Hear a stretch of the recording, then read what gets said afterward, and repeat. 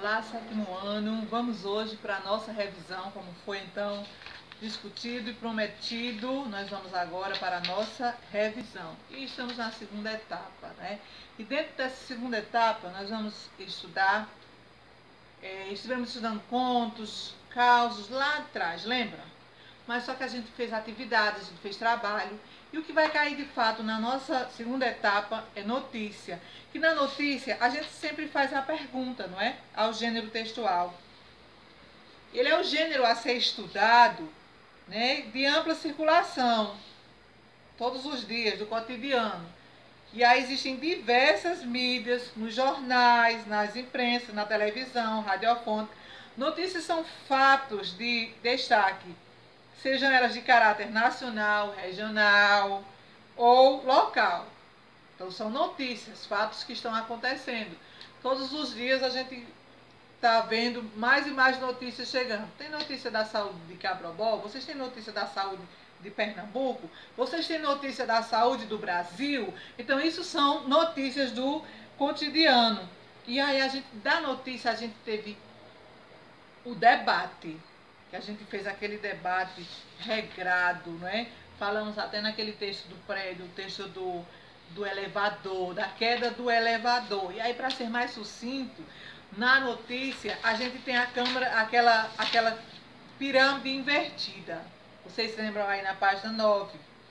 Que nós temos o líder da notícia, que é a parte principal, o olho da notícia, gente, que é a parte importante que está se falando, as declarações e os detalhes da notícia.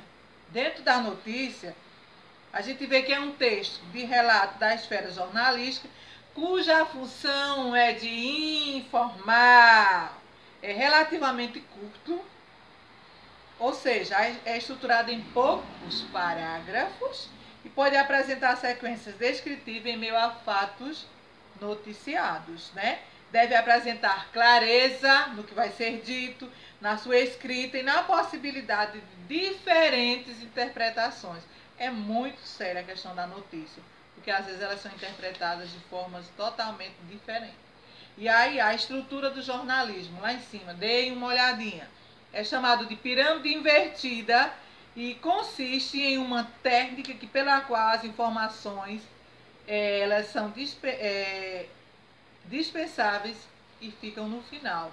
Isso facilita o quê, gente? Facilita o trabalho do jornalista, pois ele precisa adequar o tamanho da notícia e consegue, consequentemente, a quantidade de informações e do espaço destinado à diagramação, ao espaço que vai ser reservado para aquele momento da notícia. E aí, pessoal, nós estudamos locuções, as locuções verbais. E aí, vamos lá? Página 10. Nós temos o verbo principal, que é o núcleo da oração, ou seja, aquele que carrega o sentido da ação, do estado, do acontecimento, do fenômeno da natureza. Exemplo, que pode aparecer sozinho na oração ou acompanhado de outro verbo. Exemplo, o elevador despencou. O verbo despencou é o verbo principal desta oração. Aí ele não mostrou um verbo auxiliar. No próximo exemplo nós temos: o elevador estava despencando. O verbo estava é o verbo auxiliar. E o verbo principal, que a gente tem ele na outra frase, na outra oração, perdão, então é o verbo principal. Na primeira frase nós não temos verbo auxiliar, porém na segunda nós temos.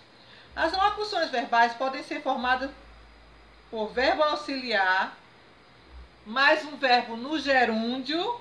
Exemplo, estou cantando. Cantando, o verbo se encontra no gerúndio. No particípio, eu digo o evento foi transferido. No verbo auxiliar, mais o infinitivo, exemplo, nós podemos sair. Nós podemos, é um verbo auxiliar no infinitivo. As locuções verbais, elas são constituídas pelo verbo ter, no sentido de ter, e haver, no sentido de existir. O verbo ter e haver, mais o particípio, formam os tempos compostos. Exemplo, ela já tinha chegado. Temos estudado bastante.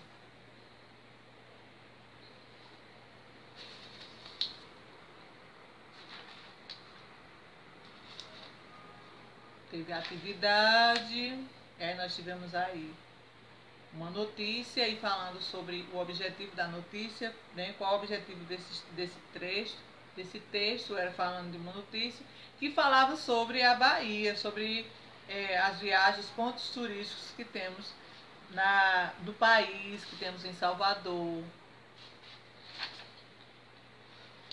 E a gente escreveu aí os verbos na forma, os verbos a seguir, na forma no infinitivo, não foi? Depois do gerúndio e no particípio. O verbo submeter ficou submeter, no gerúndio ficou submetendo e no particípio fica submetido. O menino, você fica submetido ao exame, foi submetido ao exame. No infinitivo, a gente vê a menina vai se submeter a uma cirurgia. No gerúndio, você está se submetendo.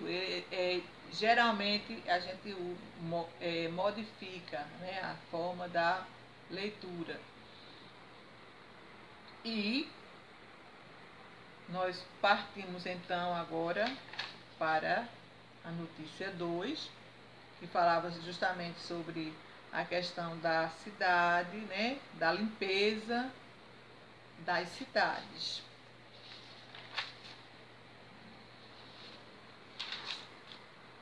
O debate regrado, que eu quero aproveitar e parabenizar vocês, que foi um sucesso, a atividade preparada por vocês, e logo em seguida nós tivemos a convidada que debateu com vocês e o grupo foi excelente e vocês se comportaram e fizeram um excelente trabalho sobre esse debate regrado e ele é assunto da nossa avaliação, viu?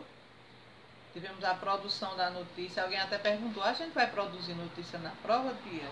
A gente vai interpretar e retirar do texto as necessidades. Na página de número 24, nós temos aí a grafia do verbo terminado em a, m e ão. A gente precisa ter muito cuidado com isso, quando eu digo assim, eles terminam, ele termina cedo. Ele termina.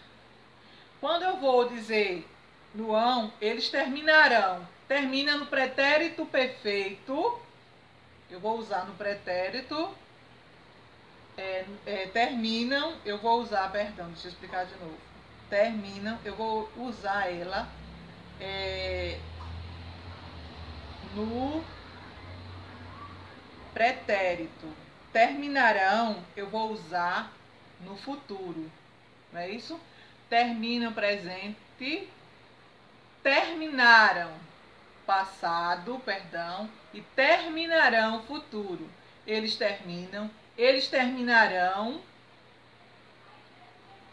e eles terminaram. Aí eu tenho 3 explicações para isso aí. Eu tenho que usar o presente, o passado e o futuro. Eu termino, no passado eu terminei e no futuro eu terminarei. Ficou mais claro agora, não foi? Acho que fica mais rápido para a gente ver. Então, nessas questões aí, na grafia dos verbos terminados em ão e a, o, tio. Eles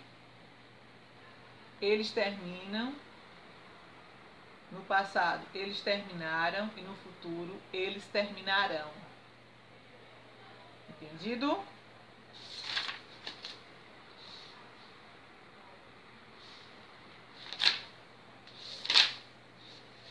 fomos para a reportagem. Dentro da reportagem, a gente estudou, a gente viu aí a questão dos parágrafos, não é isso? Comparação. E aposto vocativo. E agora a gente vai estudar variação linguística, na página de número 45. O que é uma variação linguística? A variação linguística é uma característica natural da língua e do fenômeno. De todas as línguas, eu não posso dizer, isso aí é matuto, fala errado, não fala igual a gente não, fala oxente, já tem gente que fala ogente. Então isso variedades linguísticas, varia a língua, ela não é igual em todo estado, entendeu? Com a interação verbal, a comunicação entre as pessoas se dá principalmente por meio de textos orais e também através dos textos escritos. A língua é um elemento fundamental da atividade social. É por isso que há relação direta entre língua e sociedade, pois uma influencia a outra. Ou seja, mas a língua não é usada sempre da mesma maneira. Ela varia e depende dos interlocutores, que participam do processo comunicativo e das situações em que elas estão inseridas. Vamos para adiante.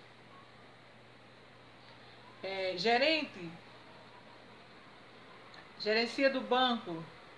Em que posso ajudá-lo? Cliente. Estou interessado em financiamento para comprar um veículo.